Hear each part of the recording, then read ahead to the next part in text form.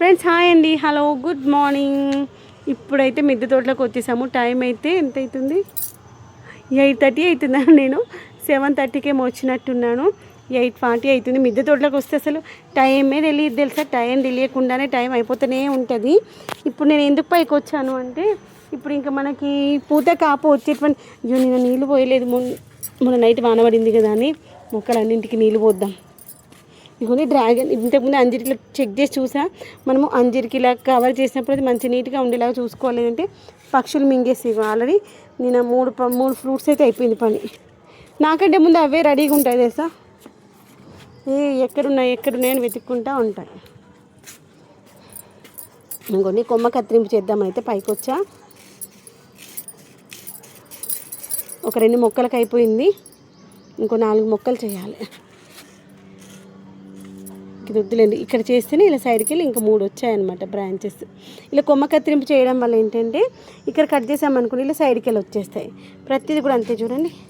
ఇప్పుడు ఇక్కడ చేసామనుకుని ఇలా సైడ్కి వెళ్ళి వచ్చేస్తూ ఉంటాయి. ఇలా ప్రతి కొమ్మ కూడా కొంచెం షార్ప్గా మనకి ఇలా ఆక్సా బ్లేడ్లా ఉన్నటువంటి నైఫ్ తీసుకొని చేయాలి. ఆ నైఫ్ నది చాలా చేసి వాడి మొండిగా అయిపోయిందా, లేదంటే ఈ యొక్క చెట్లే స్ట్రాంగ్ అయిపోయాయో కట్ అవ్వట్లేవు అనమాట. అందుకని ఫైనల్గా ఆక్సా బ్లేడ్ తీసుకున్నాము. ఇది ఇంకా స్ట్రాంగ్గా ఉంది, దస్తలు అయితే లేదు. ఇదిగోండి దీన్ని కూడా అలా కట్ చేసుకుందాము.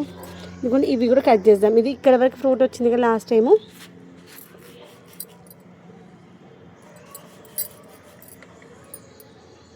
ఇది ఆల్రెడీ అక్కడ పక్కకి వెళ్ళి ఇంకొకటి వచ్చేసిందండి. నేను ఇక్కడ కొమ్మ కత్తిరింపు చేసుకున్నాను కదా, అలా సైడ్కి వెళ్ళి ఇంకొక కొమ్మ వచ్చేసింది. అంత పెద్ద పైకి వెళ్ళిపోయింది. ప్రతి కొమ్మ ఇవి లాస్ట్ టైం ఇక్కడ ఫ్రూట్ వచ్చింది, ఇక్కడ ఫ్రూట్ వచ్చింది. ఇలా అన్నింటినీ